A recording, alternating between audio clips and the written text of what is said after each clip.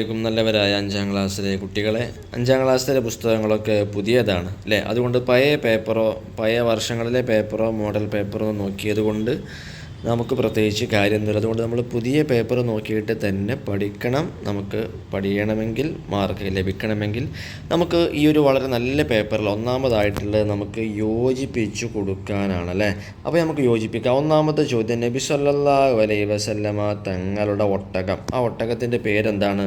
അത് ഇപ്പുറത്തുണ്ട്. ഒട്ടകത്തിൻ്റെ പേരാണ് കസ്വ എന്ന ഒട്ടകം അല്ലേ.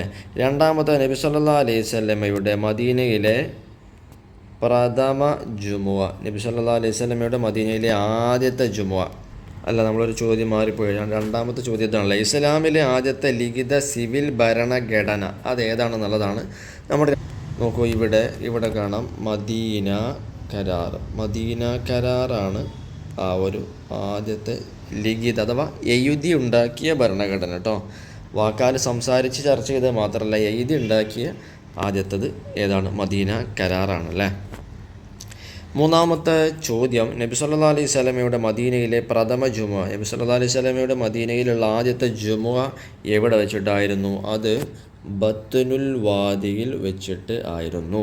നാലാമത്തെ ചോദ്യം, മക്കയിൽ നിന്ന് ഹിജറ വന്ന സ്വഹാബികൾ അല്ലേ, മക്കയിൽ നിന്ന് എല്ലാം ഒഴിവാക്കി മദീനയിലേക്ക് വന്ന സ്വഹാബികൾ അല്ലേ, അവർക്ക് നമ്മൾ എന്താണ് പറയുക? അവരെ നമ്മൾ പറയുന്ന പേരാണ് മുഹാജിർ എന്ന പേര് അല്ലേ. എല്ലാം വെടിഞ്ഞ് ഒഴിവാക്കി പോകും. ആ പേരിൻ്റെ അർത്ഥം തന്നെ അങ്ങനെയാണ്. അവരുടെ വീട്, കൂട്, നാട്, നാട്ടുകാർ, കുട്ടികളെല്ലാവരും ഒഴിവാക്കി ഇസ്ലാമിന് വേണ്ടി അവർ മദീന എന്ന നാട്ടിലേക്ക് വന്നു.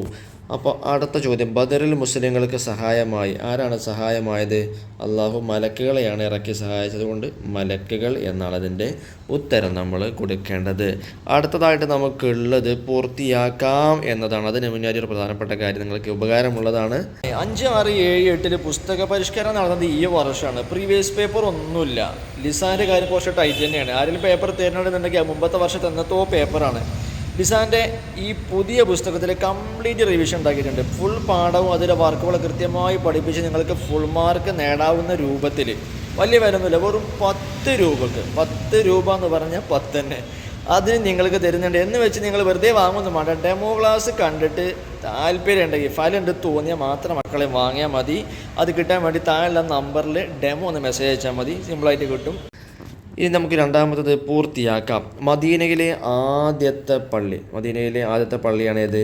മസ്ജിദുൻ നബവി അല്ലേ. മസ്ജിദുൻ നബി അതൊരു പള്ളി മാത്രമായിരുന്നു. ഒരുപാട് കാര്യങ്ങൾ അതുകൊണ്ട് ഉണ്ടായിട്ടുണ്ട്, നമ്മൾ വിശദീകരിക്കില്ല. ഏതായാലും മസ്ജിദുൻ നബവി എന്ന ഉത്തരം അവിടെ നിങ്ങൾ കൃത്യമായിട്ട് കൊടുക്കണം. 2, അബ്ദുല്ലാഹി ഇബ്നു സലാം മദീനയിലെ ജൂത. അതിന് മുമ്പത്തെ ചോദ്യം അല്ലേ, മസ്ജിദുൻ നബവി. അത് എഴുതാൻ പ്രയാസമുള്ളവരത് നോക്കിയിട്ട് ഈ പാഠത്തിൻ്റെ ഹെഡിങ് നോക്കിയിട്ട് എഴുതിയാൽ മതി കേട്ടോ. മസ്ജിദുൻ നബവി എന്നുള്ളത് നമ്മുടെ രണ്ടാമത്തെ ഈ ചോദ്യത്തിൻ്റെ ഉത്തരം നമുക്ക് അല്ലേ. ഇവിടെ നോക്കൂ, അബ്ദുല്ലാഹി ഇബ്നു സലാം ജൂത പണ്ഡിതനായിരുന്നു കേട്ടോ. അതങ്ങനെ തന്നെ കൃത്യമായിട്ട് എഴുതി പരിശീലിച്ച് പഠിച്ചെഴുതി കൊടുത്തോളൂ. അടുത്ത ചോദ്യം, അന്ത്യനാൾ വരെയുള്ള മുഴുവൻ മുസ്ലിങ്ങളുടെയും ഈമാനിൻ്റെ കാരണക്കാർ കൂടിയാണ് ആരാണ് അതിൻ്റെ കാരണക്കാരായിട്ടുള്ളത്? അത് ബദരീങ്ങളാണ് അല്ലേ. അതാണ് നിങ്ങളവിടെ എഴുതി കൊടുക്കേണ്ടത്. കാരണം ബദരീങ്ങൾ അന്ന് ബദർ യുദ്ധം വിജയിച്ചില്ലായിരുന്നുവെങ്കിൽ ഇസ്ലാമിൻ്റെ നിലനിൽപ്പ് തന്നെ ഉണ്ടായിരുന്നില്ല എന്ന് നമുക്ക് പാഠത്തിൽ പഠിച്ചിട്ടുണ്ട്. ഉത്തരം ബദരീങ്ങൾ എന്ന് നിങ്ങൾ അവിടെ എഴുതി കൊടുക്കണം. അത് എളുപ്പമുള്ള ഏതാണല്ലേ. അടുത്ത ചോദ്യം, ബദർ യുദ്ധം നടന്ന തീയതി ഹിജറ 2ാം വർഷം. ആ തീയതി നിങ്ങളവിടെ എഴുതി കൊടുക്കുക. ഹിജറ 2ാം വർഷം റമളാൻ 17 അല്ലേ. റമളാൻ 17 ബദറിൽ വെച്ചുള്ള ഈ ഒരു യുദ്ധം അല്ലേ. ഈ ഒരു സ്ഥലം മദീനയുടെ തെക്ക് പടിഞ്ഞാറ് ഭാഗത്തുള്ള സ്ഥലമാണ് കേട്ടോ, ബദർ എന്ന ഈ ഒരു സ്ഥലം. അടുത്ത നമുക്കുള്ള ചോദ്യമാണ്, നമുക്ക് 2 വീതം എഴുതി കൊടുക്കാനാണ് നമുക്ക് അടുത്ത വർക്ക്. മദീനയിലെ ജൂതഗോത്രങ്ങൾ ഏതൊക്കെയാണ്? അതാണ് ബനു കൈനുകാ, ബനു നളീർ, ബനു ഖുറൈള. അതിൽ 2 നിങ്ങൾ എഴുതി കൊടുത്താൽ മതി കേട്ടോ. ഇനി അടുത്ത ചോദ്യം, മദീന കരാർ കൊണ്ടുണ്ടായ പ്രധാന നേട്ടങ്ങൾ എന്തെല്ലാമാണ്? ആ നേട്ടങ്ങൾ ഇവിടെ നോക്കൂ. മദീന കരാർ കൊണ്ടുണ്ടായ പ്രധാനപ്പെട്ട നേട്ടങ്ങൾ നമുക്കിവിടെ കാണാം. 1, മദീന സുരക്ഷിതത്വം നിറഞ്ഞ ഒരു സ്ഥലമായി മാറി. അടുത്തതായിട്ട് ഭയപ്പെടാതെ ജീവിക്കാൻ പറ്റുന്ന പ്രദേശമായി മദീന മാറി. അടുത്തത് ആളുകൾ പരസ്പര ബഹുമാനത്തോടെയും സഹകരണത്തോടെയും ജീവിച്ചു. അടുത്ത കാര്യം എന്താ? എല്ലാവരുടെയും അവകാശങ്ങളും കടമകളും ഉറപ്പാക്കാൻ ഈ കരാറിന് സാധിച്ചു എന്നതാണ് പ്രധാനപ്പെട്ട നേട്ടങ്ങൾ കേട്ടോ. അത് നിങ്ങൾ 2 എടുത്ത് എഴുതി കൊടുത്താൽ മതി. ഞാൻ വായിച്ചു പോവാണ്, നിങ്ങൾ വീഡിയോ നിർത്തി പഠിച്ചിട്ട് പോകണം കേട്ടോ. നമുക്ക് അടുത്ത ചോദ്യം, മസ്ജിദുൻ നബവി നിസ്കാരത്തിന് പുറമെ ഉപയോഗിക്കപ്പെട്ട കാര്യങ്ങൾ. ഈ പള്ളി നിസ്കരിക്കാൻ മാത്രമല്ല വേറെയും കാര്യങ്ങളുണ്ട്. എന്തിനൊക്കെയാണ് ഈ പള്ളി മസ്ജിദുൻ നബവിയെ ഉപയോഗിച്ചത്? ഇവിടെ നോക്കൂ, മസ്ജിദുൻ നബവി നിസ്കാരത്തിന് പുറമെ എന്തൊക്കെ കാര്യങ്ങൾക്ക് ഉപയോഗിച്ചു എന്ന ചോദ്യം അല്ലേ. അതിൻ്റെ ഉത്തരങ്ങൾ നമുക്ക് അതിൻ്റെ താഴെ കൃത്യമായിട്ട് നോക്കിക്കോളൂ. മസ്ജിദുൻ നബവി നിസ്കാര കേന്ദ്രം മാത്രമായിരുന്നില്ല, അതൊരു വിജ്ഞാന കേന്ദ്രം, കോടതി, കൂടിയാലോചന ഭവനം, പ്രതിനിധി സംഘങ്ങളെ സ്വീകരിക്കാനുള്ള സ്ഥലം തുടങ്ങി മദീനയിലെ ഇസ്ലാമിക കേന്ദ്രം കൂടിയായിരുന്നു കേട്ടോ. അപ്പോൾ ഈ കാര്യങ്ങൾക്കൊക്കെ മദീനക്കാരുടെ പ്രധാനപ്പെട്ട കേന്ദ്രം മസ്ജിദുൻ നബവി ആയിരുന്നു. ഇത് 2 അത് എഴുത്ത് ഒക്കെ ശ്രദ്ധിച്ചിട്ട് സ്പെല്ലിങ് തെറ്റാതെ, അക്ഷരം തെറ്റാതെ എഴുതി കൊടുക്കണം കേട്ടോ ഉത്തരം. ഇനി അടുത്ത ചോദ്യം എന്താ? ആരുടെ വീടിൻ്റെ മുമ്പിലായിരുന്നു നബി സല്ലല്ലാഹു അലൈഹി വസല്ലമയുടെ ഒട്ടകം മുട്ടുകുത്തിയത് എന്ന ചോദ്യമാണ് അല്ലേ. അത് നമുക്ക് ഉത്തരം എഴുതാം എന്ന ഒരു വിഭാഗത്തിലാണ് വരുന്നത്. അതിൻ്റെ ഉത്തരമാണ് അബൂ അയ്യൂബുൽ അൻസാരി അല്ലേ എന്ന മഹാനായ സ്വഹാബിയുടെ വീടിൻ്റെ മുമ്പിലാണ് ഒട്ടകം കാലുകുത്തിയത്. അവിടെയാണ് നബി സല്ലല്ലാഹു അലൈഹി വസല്ലമ താമസിച്ചത്. അഥവാ ജനങ്ങൾക്ക് എല്ലാവർക്കും നബി സല്ലല്ലാഹു അലൈഹി വസല്ലമ അവരുടെ വീട്ടിലേക്ക് കൊണ്ടുപോകാൻ താല്പര്യമുണ്ട്. പക്ഷേ നബി സല്ലല്ലാഹു അലൈഹി വസല്ലമ എവിടെ താമസിക്കണം എന്ന് അള്ളാഹു തീരുമാനിച്ചിട്ടുണ്ട്. ആ വിവരം ഒട്ടകത്തിന് അള്ളാഹു കൊടുത്തിട്ടുണ്ട്. അവിടെ ഒട്ടകം മുട്ടുകുത്തി അവിടെ നബി സല്ലല്ലാഹു അലൈഹി വസല്ലമ താമസിച്ചു. നമുക്കടുത്ത് നോക്കാം. അടുത്ത ചോദ്യം, മസ്ജിദുൻ നബവി ഉണ്ടായിരുന്ന സ്ഥലം ദാനമായി നൽകാൻ തയ്യാറായി ആരതിന് തയ്യാറായി? അതാണ് ബനൂ നജ്ജാർ ഗോത്രക്കാർ. അവരാണതിന് തയ്യാറായത് കേട്ടോ. അടുത്ത ചോദ്യം, അൻസാരികളുടെയും മുഹാജിറുകളുടെയും ഇടയിൽ സാഹോദര്യത്തിൻ്റെ മാനദണ്ഡം എന്തായിരുന്നു അല്ലേ? എന്തായിരുന്നു? വളരെ ഈസിയാണ്, നമ്മൾ ഉത്തരം കറക്റ്റ് കാണിക്കണില്ല. ഈമാൻ അല്ലേ. നമ്മൾ മുസ്ലിങ്ങളായതുകൊണ്ട് മുസ്ലിങ്ങൾക്ക് ഈമാൻ ഉണ്ടാകും. ആ ഈമാൻ ആയിരുന്നു അവരുടെ സാഹോദര്യത്തിൻ്റെ മാനദണ്ഡം അഥവാ കാരണം കേട്ടോ, അല്ലാതെ വേറെ ഒന്നും പ്രതീക്ഷിച്ചിട്ടല്ല. അപ്പോൾ അവിടെ ഈമാൻ എന്ന് കൊടുക്കുക.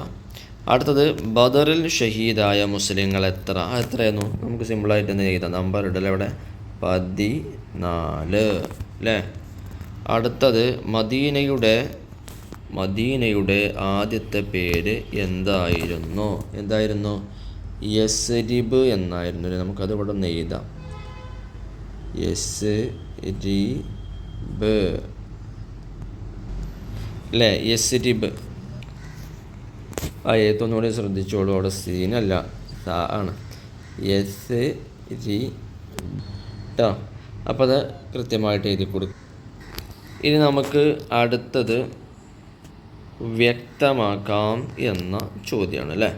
അപ്പോൾ അവിടെ നമുക്കുള്ളത് ഒന്നാമതായിട്ട് അൻസാരികൾ എന്ന് പറഞ്ഞാൽ ആരാണ് അല്ലേ? അൻസാരികൾ എന്ന് പറയുമ്പോൾ മുഹാജിറുകളെ സ്വീകരിച്ച മദീനയിലെ സ്വഹാബികൾ, ഇവരാണ് അൻസാരികൾ കേട്ടോ. അടുത്തത്, സഅദ് റളിയല്ലാഹു അൻഹു മുഹാജിറായ തൻ്റെ സഹോദരന് പങ്കുവച്ചത് എന്തെല്ലാം എന്നാണ് ചോദ്യം. ഇവിടെ നോക്കൂ, തൻ്റെ സമ്പത്തിൻ്റെ പകുതിയും 2 ഭാര്യമാരിൽ ഒരാളെ വിവാഹം കഴിക്കാൻ അവസരവും തയ്യാറാക്കി കൊടുത്തു അല്ലേ. വല്ലാത്തൊരു അവസരമാണ് അദ്ദേഹം തയ്യാറാക്കി കൊടുത്തത്, നമുക്ക് സങ്കല്പിക്കാൻ പോലും കഴിയില്ല. അത്രയും വലിയൊരു സഹകരണം ആണ് കൊടുത്തത് അദ്ദേഹം. അടുത്ത ചോദ്യം, ബദർ യുദ്ധത്തിന് മുമ്പ് നബി സല്ലല്ലാഹു അലൈഹി വസല്ലമ തങ്ങൾ അള്ളാഹുവിനോട് നടത്തിയ പ്രാർത്ഥന എന്തായിരുന്നു എന്നതാണ് കേട്ടോ. ഇവിടെ നോക്കൂ, അള്ളാഹുവേ, ഈ ചെറിയ സംഘത്തെ നീ നശിപ്പിച്ചാൽ നിനക്ക് ഇബാദത്ത് ചെയ്യാൻ ഭൂമിയിൽ ഒരാളും ഉണ്ടാവുകയില്ല. ഈ പ്രാർത്ഥനയാണ് നബി സല്ലല്ലാഹു അലൈഹി വസല്ലം അള്ളാഹുവിനോട് പ്രാർത്ഥിച്ചത്. ഇനി ആരാണ് പറഞ്ഞത് എന്നതാണ് നമുക്ക് കണ്ടെത്താനുള്ളത്. അതാണ് എഴുതാനുള്ളത്. അള്ളാഹു നിങ്ങളെ അനുഗ്രഹിക്കട്ടെ. നിങ്ങൾ എനിക്ക് മദീനയിൽ മാർക്കറ്റ് കാണിച്ചു തന്നാൽ മതി. ഇതൊരു അടിപൊളി വർത്താനമാണ്. ഇതാരാണ് പറഞ്ഞത് എന്നുള്ളതാണ് അല്ലേ, നമുക്കറിയാം. എന്നാലും എനിക്ക് കാണിച്ചു തരാം കേട്ടോ അല്ലേ. അത് പറഞ്ഞ ആളാണ് അബ്ദുറഹ്മാനിബിനു ഔഫ് റളിയല്ലാഹു അൻഹു കേട്ടോ.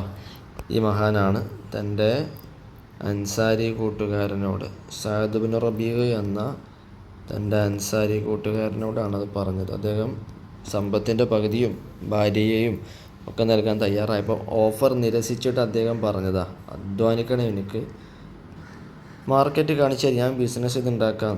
അപ്പോൾ ഈ പേര് മറക്കേണ്ട, അബ്ദുറഹ്മാനുബിനു ഔഫ് റളിയല്ലാഹു അൻഹു. അടുത്തത്, ഒരു പള്ളി പണിയാൻ പറ്റുന്ന ഭൂമി കാണിച്ചു തരൂ എന്ന് പറഞ്ഞത് ആരാണ്? നമുക്കത് ആലോചിച്ചാൽ തന്നെ കിട്ടും. അത് നബി സല്ലല്ലാഹു അലൈഹി വസല്ലമയാണ് പറയാന്നുള്ളത് അല്ലേ. നബി സല്ലല്ലാഹു അലൈഹി വസല്ലം പറഞ്ഞു, ഒരു പള്ളി പണിയാൻ പറ്റുന്ന ഭൂമി എനിക്ക് കാണിച്ചു തരൂ എന്ന് അല്ലേ. ഇനി നമുക്ക് ഇവിടെ പൂരിപ്പിക്കാനാണ്. പൂരിപ്പിക്കാനുള്ളത് എന്താണ്? അല്ലാഹുമ്മ ലാ ഐഷ ഇല്ലാ ഐഷു ഡാഷ് വൽ മുഹാജിറ എന്നാണ്. നമുക്ക് പൂരിപ്പിക്കണം. നോക്കാം. ഇവിടെ നോക്കിക്കോളൂ. അല്ലാഹുമ്മ ലാ ഐഷ ഇല്ലാ ഐഷുൽ ആഖിറ അല്ലേ. ശേഷം ഫഗ്ഫിർ ലിൽ അൻസാരി വൽ മുഹാജിറ അല്ലേ. നബി സല്ലല്ലാഹു അലൈഹി വസല്ലമ പറഞ്ഞതാണത്.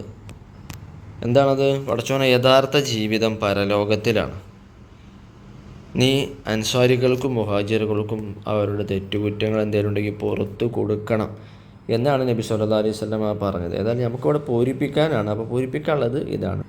അങ്ങനെ നമ്മൾ ഏറ്റവും പുതിയ പുസ്തകത്തിൻ്റെ ഏറ്റവും പുതിയ നല്ല ഒരു പേപ്പർ ഉഷാറായിട്ട് നമ്മൾ ഉത്തരങ്ങൾ കാണിച്ചെന്ന് നമ്മൾ പഠിച്ചു. നമുക്ക് ഫുൾ റിവിഷൻ ലിസാനിലാണ് ഇപ്പോൾ ഏറ്റവും അത്യാവശ്യം. അതും ഏറ്റവും പുതിയ പുസ്തകം, കുറച്ച് ടൈറ്റാണ്. മുമ്പ് കാണിച്ച നമ്പറിൽ നിങ്ങൾ മെസ്സേജ് അയച്ച് ഡെമോ കണ്ടോളൂ. ഡെമോ കണ്ട് ഇഷ്ടപ്പെട്ട മാത്രം 10 രൂപ കൊടുത്താൽ അതിൻ്റെ പരിപൂർണമായ റിവിഷൻ നിങ്ങൾക്ക് ലഭിക്കും. ഇൻഷാ അല്ലാഹ് ഈസി ആയിട്ട് ഫുൾ മാർക്ക് ലഭിക്കുമെന്ന് പ്രതീക്ഷിക്കുന്നുണ്ട്. ബാക്കി നിങ്ങൾ കണ്ടു. ഓക്കെ, അസ്സലാം.